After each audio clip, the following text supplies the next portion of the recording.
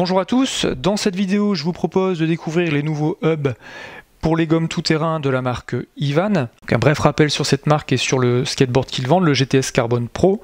Donc il est proposé à la vente en double configuration. Donc lorsque vous l'achetez, vous avez le choix entre deux types de gommes tout-terrain, donc soit des 175, soit des 150 mm. Donc ici c'est la version 175, donc 7 pouces que j'avais choisi à l'époque.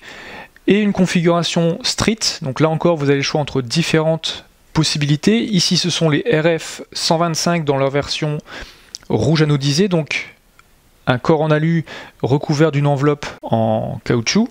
Jusqu'à maintenant les hubs étaient uniquement proposés dans ce coloris noir. Aujourd'hui, dans leur version 6 ou 7 pouces, vous avez la possibilité de choisir ce corps en alu qui rappelle en fait le rouge anodisé des roues en 125 mm, les RF ou les RS. Je vous laisse découvrir ce que ça donne sur le skate. Donc on retrouve le design, le dessin des RF 125, mais on a le bénéfice d'un bien meilleur confort de ride avec des roues pneumatiques. C'est beaucoup plus confortable, beaucoup plus agréable de rider, puisque en fait la moindre aspérité, les moindres défauts de la route sont complètement gommés par ces pneumatiques. Bon, l'inconvénient de la configuration pneumatique, c'est bien évidemment l'autonomie qui est nettement réduite. Vous passez d'une autonomie d'à peu près 50-55 km à 40 km, mais ça va dépendre du terrain sur lequel vous roulez, du poids du rider et des conditions. Si vous avez des conditions avec du vent, avec de la pluie, avec du froid, l'autonomie sera bien moindre de toute façon que lorsque vous ridez par temps plus clément. Alors une précision concernant les poulies, vous avez la possibilité donc d'utiliser cette poulie de 66 dents donc sur la version 7 pouces, ça c'est la configuration d'origine.